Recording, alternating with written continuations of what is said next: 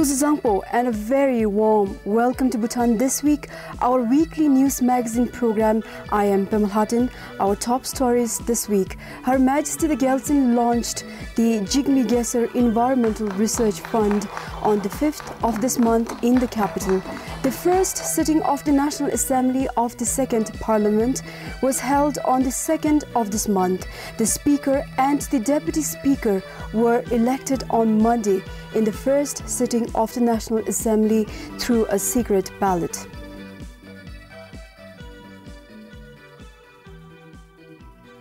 Her Majesty the Gyaltsen launched the Jigme Gesar Environmental Research Fund on the 5th of this month in the capital. It is an initiative of Her Majesty as the Royal Patron of the Royal Society for Protection of Nature.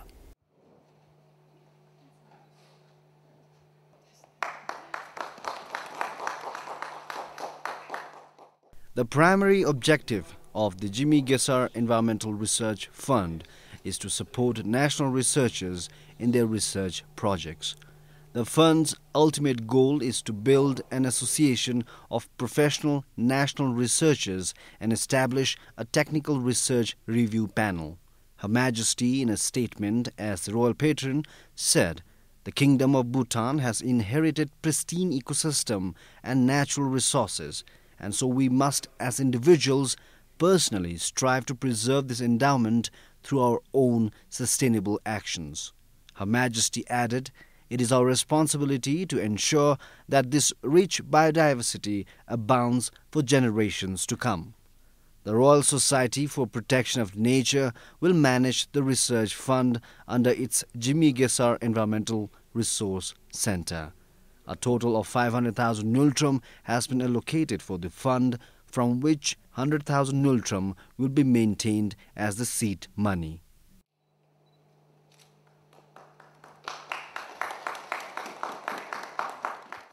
During the launch, Her Majesty also awarded mementos and awards to the founder, outgoing chairperson, and the board of directors of the organization.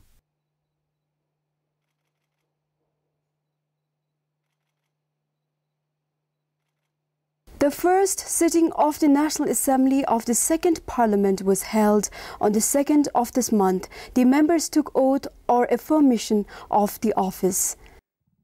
The Secretary General of the Assembly read out His Majesty's cusho to commence the first sitting of the National Assembly. Dalen, Deni, Pelden Drubi, Tatim Chime Gondentar, Dugekion, Tudi Tumitu, Lejimbe, Tatu Dubti Yuble, Kion Tudi Shezum Dambade. Chilo Niktung Chusum, Dagibi, Te Nilu, Zumniki Kajanami. Jezum Damba Tubikap, Kion Tudi, Topenda Tope Omani, Tatu Benide, Tatim Chime Gondenda, Gekapki Timlutu, Dan Timba, Ramen Namda, Ichik Nedungi Gole, Tatu Dugubi Katam. She Ranlu Namlo, Chudi Da Dubi, Senir Shi, Luam, Chilo Niktung Chusum, Da Dimbi, Se Sunchusu Chilu, Dung Adagebo. The members then elected Speaker and Deputy Speaker through a secret ballot. After a break, the members of the National Assembly adorned themselves with their blue scarves and pattas.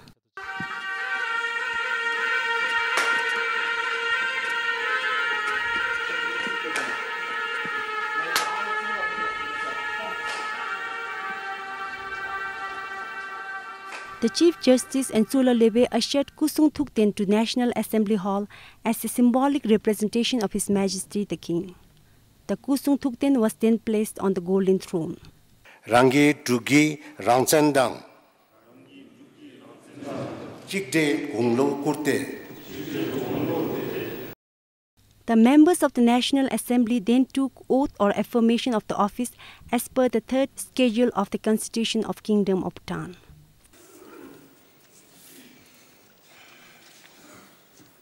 Following the fourth schedule of the Constitution, the Prime Minister, Speaker, Cabinet Ministers and Deputy Speaker took oath of secrecy.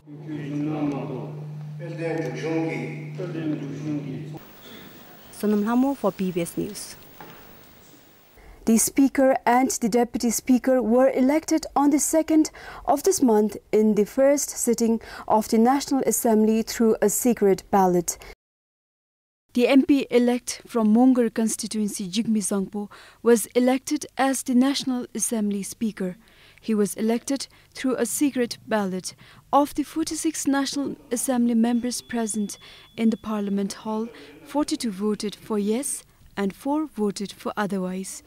MP-elect Chimidoji from Limukhatewang constituency in Bunakha was elected as the Deputy Speaker.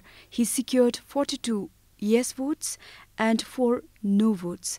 The Speaker's responsibility is to preside over the National Assembly and enforce its rules for orderly conduct of proceedings. While shouldering the responsibilities, the Speaker has to conduct his duties with utmost integrity, dignity and fairness. Also, the Speaker should not allow any submission that is motivated by a personal interest of the member. Apart from this, the Speaker has the duty to sign all the acts passed by the National Assembly as the law. The Deputy Speaker's responsibility is to perform duties of the Speaker during the period of his absence. For BBS News, this is Bimal Hadin. The recently elected Speaker of the Second Parliament, Jigme Zangpo, who formally joined the office on Monday, is currently studying the resignation letter of one of the MPs. The former Prime Minister and the Deputy President, Jimmy Waitila, have submitted a resignation letter last Wednesday. He had put up the resignation letter through the Secretary General of the National Assembly as the Speaker was not elected then. The Speaker, Jimmy Zangpo, said before accepting the resignation letter, he needs to study all provisions of laws based on the Constitution. He added that there is also a need to study whether it would set precedents. According to the National Assembly Act of 2008, it states that members' seat will be vacant upon resignation, death, disqualification or removal and expiration of the term of office. Apart from that, if a member remains absent for more than 1/4 of the number of days in session without the permission of the House, his or her seat shall be declared to be vacant.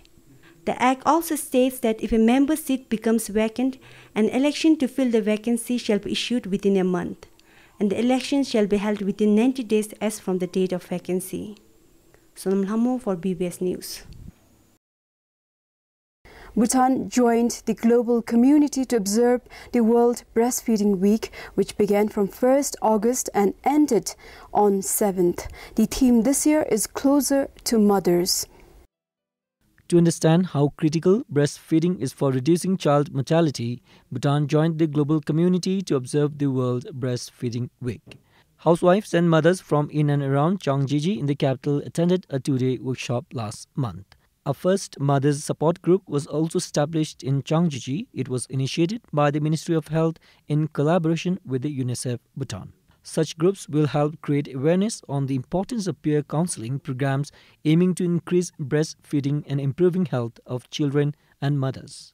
It is also to encourage more mothers to form such group and participate in discussion with mothers in their communities. A quiz competition was also organized among the members of group by the Ministry of Health in collaboration with the UNICEF and PBS. Compiled for Siring Chodin, Sonam Phunso for PBS News.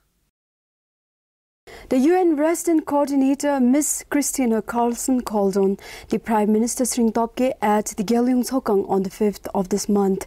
Ms. Carlson and Lin Chin discussed on the 11th Five-Year Plan, Wangsi Chupil, addressing poverty and enhancing entrepreneurship.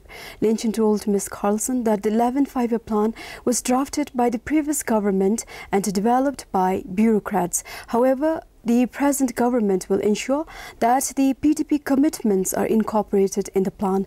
Ms. Carlson also put forward her views on good governance, essential social service, poverty and environment, and gender and job protection, the 4 areas UN is currently focusing on. She also suggested Lin Chin on reaching out toward other international donors like the European Union and look for partnerships with such donors for investment and mobilization of funds. Lin Chin assured that the government will do their best to carry out these talks.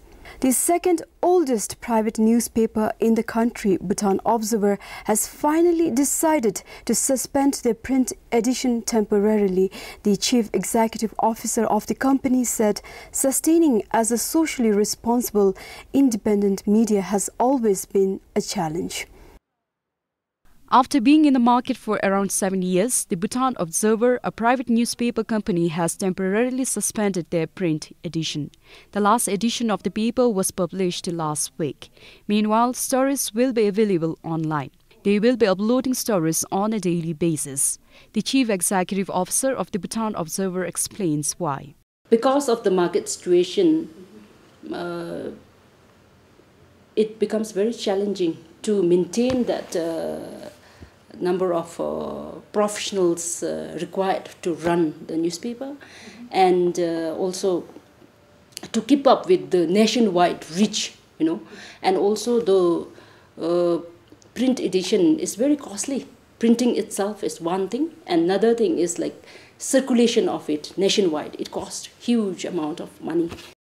Today, most of the private media houses sustain on advertisement from the government, and its dependence is as high as about 80 to 90%.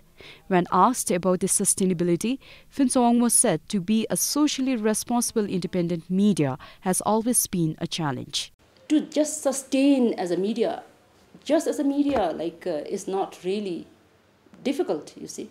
I mean, if you want to sustain by having 5 people, or if you want to sustain by not circulating nationwide, if you want to sustain by compromising on your professionalism, so you can just sustain. But do you want to sustain like that? This is what the question that we have always asked. Like, sustainability for me is like, for us is sustaining as a socially responsible independent media that can that is committed to effecting positive social change for the country. Okay. And that is a challenge. She added the ideas borrowed from developed countries for the media development in the country have also failed miserably in Bhutan. We had a number of international media experts who advised our government on the methods and practices of our media development in the country. So what I have been thinking is that maybe these methods and practices that are that might have worked in a more matured media market situation in developed countries may not necessarily work in Bhutan. For now, the only option for Bhutan Observer to be in the market is to diversify their business. Besides their online publication, the company will be focusing on research and consultancy work as an interim measure. The paper was first introduced in 2006. Pematsuki for BBS News. According to the National HIV/AIDS Status Report, 24 new cases were diagnosed from December last year till June this year, out of which 13 are male and 11 female. Their age ranges from 12 to 56 years. Majority of the new cases were detected through blood testing during pregnancy. Currently, there are 249 people living with HIV/AIDS in the country. The news release also states that Health Ministry will introduce HIV testing for pregnant women in all the 184 basic health units by September this year. This is to intensify the HIV case findings and to achieve the national goal of zero transmission from mother to child by 2015.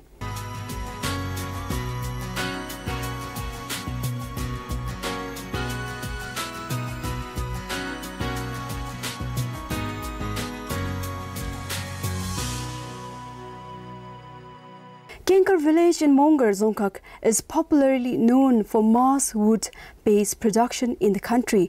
Among many wooden case commonly known as palang tops the highest sale every year. The wooden case is the trademark of Kenkar and forms a major livelihood source for many households. Our reporter King Katashi visited the production sites in Kenkar and has this story. Palang is popularly used as a container to store locally brewed alcohol. 26-year-old Thukten Tinle is associated in this business for the last 4 years. Palang is made up of gongtsushing, a locally available wood. The toughest job is to collect materials from the forest, because there were no trees nearby and we have to go far away always. It's difficult to find trees too. This is how it looks during the initial stage. Meanwhile, he is assisted by his 47-year-old friend Tashi Wangchuk. Tashi Wangchuk helps with intricate patterns and perfect finishing of the palang. He said family expenses are met through the sale of palangs. Making of palang began serious since last 30 years. The tradition of making palangs were there since olden times but got serious since only about last 30 years. This is a complete palang. People in the East are still using palangs to store ara or the locally brewed alcohol. They say it's their pride to offer ara from the palang to their guest. The old age tradition of carrying palang during social gatherings still prevails. Unlike other business, sale of palang is not a concern for them. It's just that they cannot meet the demand sometimes. BBS also talked to Yudari Tarayana Tsongpa. Major sale we have is palang and even few cheshams. In 1 year, we sell over 1,000 palangs. Meanwhile, people involved in the production of wooden cast are in the process of assembling materials at the moment. They usually start manufacturing towards the end of the year. Kenkar is located about 67 km from Monga town. This is Kingatashi for BBS News. Well, those were the stories for this week. Thank you for watching.